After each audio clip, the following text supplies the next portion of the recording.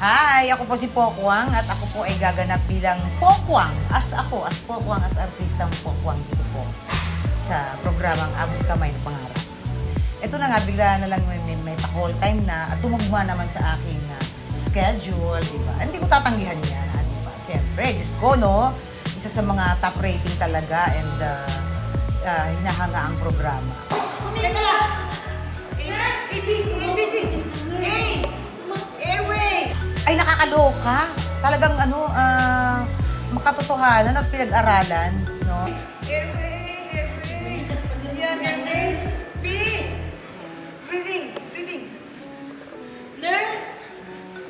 See? Hindi basta-basta mai-acting lang, maibuga lang yung mga lines. Talagang may mga tunay na doktor na talagang nakaalalay para maging makatotohanan yung mga linya and nakakapagbigay din naman ng aral.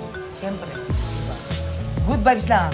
Nakakatuwa lang. Kasi si Doc Annalyn yung na-assign sa akin kasi may gagawin akong malaking project na bilang doktor. So, siya yung nag-brain sa akin para maging makatotohanan yung aking gagampan ng role sa isang project. Yun.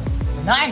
Ayan mga kapuso, abangan po ninyo ang aking karakter po dito bilang ako as Pokwang po at maghahatid po ako dito ng good vibes. Masaya lang ang mga bawat eksena. Pero hindi lang basta tawa lang to. Siyempre may mga aral din tayo makukuha. May mga mabibigay tayong inspirasyon sa mga eksena. Ganon.